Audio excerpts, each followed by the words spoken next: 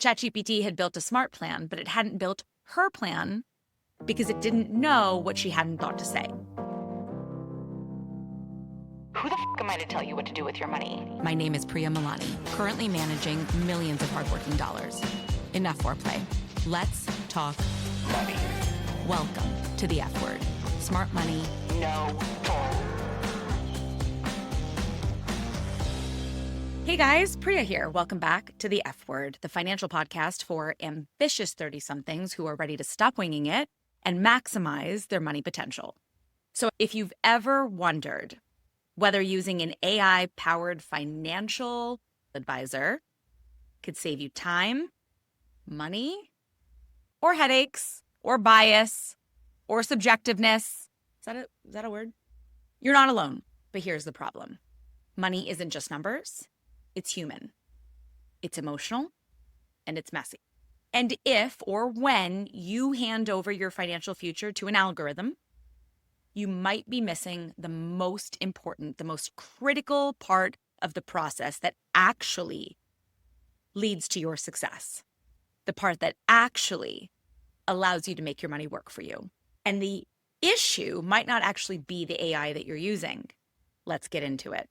Okay, so let's start with something super simple. Why is AI so tempting to use in the first place? Well, it's fast, it's cheap, and it's smart.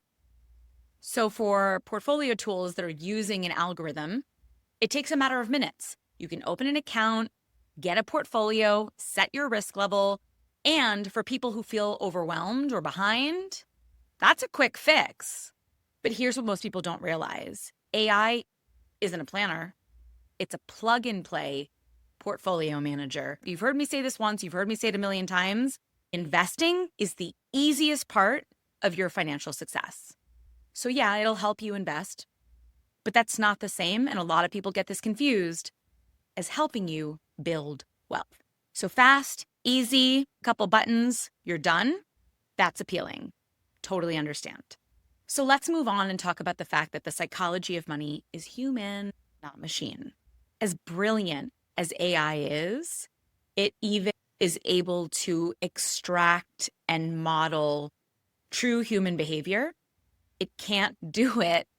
It actually can't do it as irrationally as we need it to, right? Because that sounds crazy, but the truth is 99% of the money decisions we make are irrational. It's one thing to tell a client that renting is not throwing money away.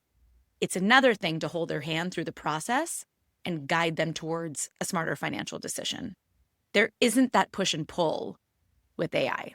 The psychology, the conversation never comes into play. We're emotional. We second guess. We panic when the market drops. We overspend when we're stressed or when we're going on vacation. Another thing that's really important to remember is that AI doesn't know our money baggage. Most of it is inherited, not chosen. And if it doesn't have the backstory, it's going to be much more limited in the way it's able to help you move forward and the types of decisions it helps you make. Here's an interesting fact. A study by Morningstar found that investors who work with a human financial advisor exhibit more financial discipline and resilience during a volatile market. We talk about this a lot at Stash Wealth, that our job as financial advisors isn't just to tell you what to do. We help you feel good doing it so you actually follow through. And AI can't know if you're stressed about your partner's spending or if you're quietly terrified to look at your bank account. But all those things impact the kind of conversation it takes to make smarter financial decisions moving forward. And maybe you've exhibited a pattern in the past that you're not looking to continue or repeat, right? Like maybe you're trying to buy a home or start a family and finally feel in control. You want to make that pivot. Well, then your past behavior is not indicative of the kind of behavior you want to carry forward. It definitely doesn't help you prioritize. Okay, so let's just recap a couple of the reasons where AI fails us when it comes to financial planning, being smarter with our money, changing our financial habits. The first is that it doesn't understand nuance, right? It doesn't truly grasp personal context, emotional triggers, or complex life trade-offs. The second thing is it doesn't hold you accountable. There's no AI that's going to follow up, that's going to nudge you, that's going to motivate you the way a real human advisor would.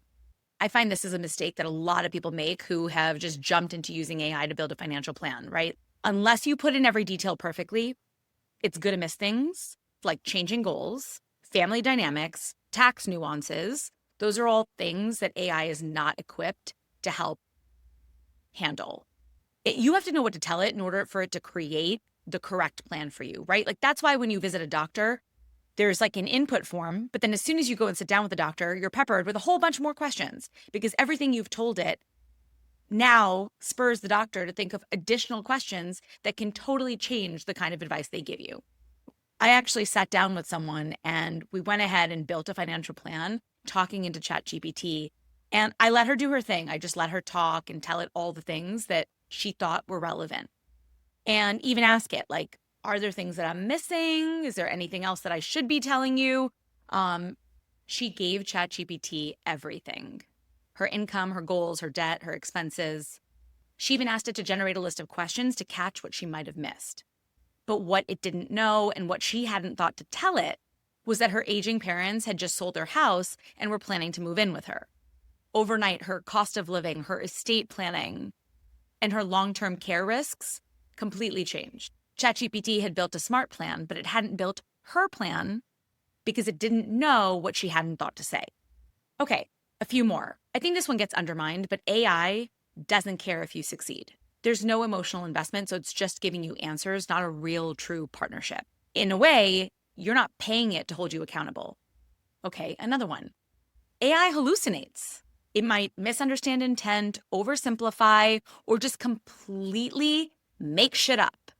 And finally, it's not built for complexity. I think it's great for simple budgeting, answering nuanced, maybe technical questions about a backdoor Roth conversion, sure. But the larger building of a comprehensive and personalized financial plan, it's just simply not equipped to do yet. It can't help you decide how to use your savings or help you figure out if you're going to spend your money on IVF or a house or a sabbatical.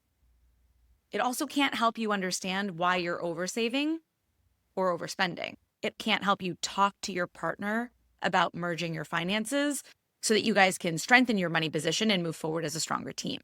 It can't help you take a $250,000 income and turn it into a life that feels exciting, exhilarating, and aligned.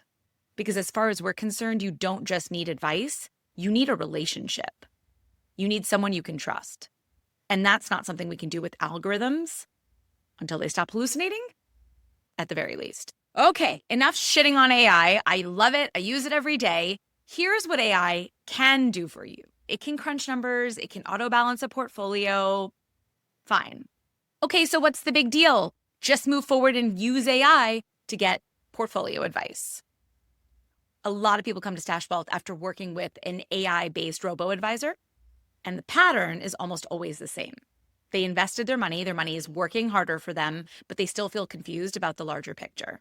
And even though they were being told they were on track through their dashboard, it just didn't feel like it. And the worst part about it is that they were thinking that they were the problem, not the software.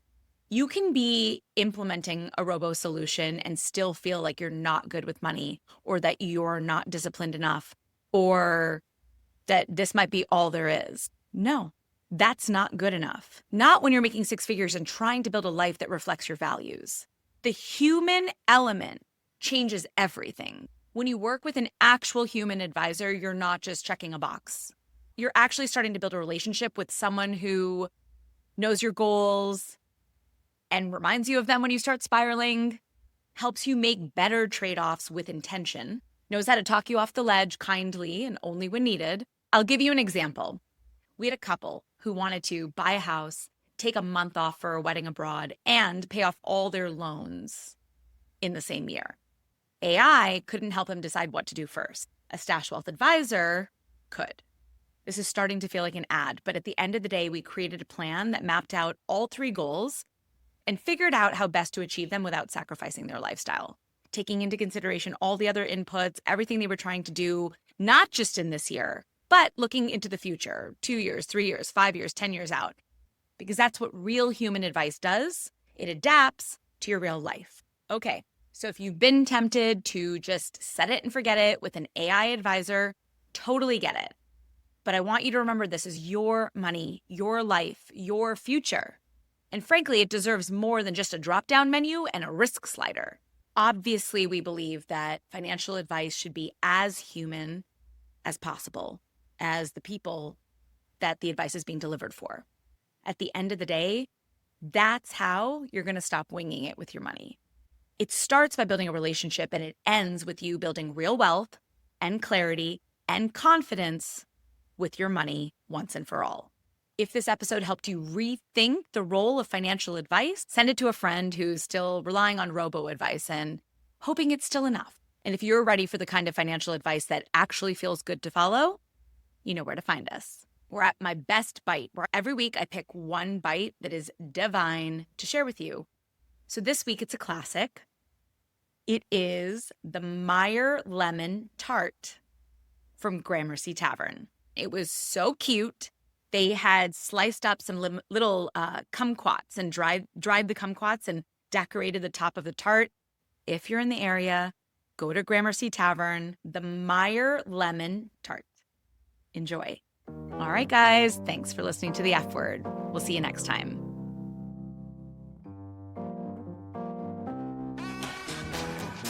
Thanks for listening to The F Word with Priya Milani. If you like what you heard, hit subscribe wherever you're listening and leave us a review while you're at it. We're approval junkies. Don't forget, you can find a ton of great resources, content, courses, and other freebies at stashwealth.com. Now, for the capital S stuff our lawyers want us to say.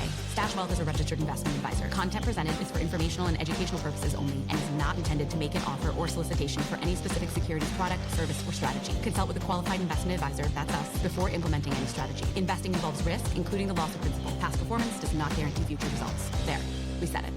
Did I have that up?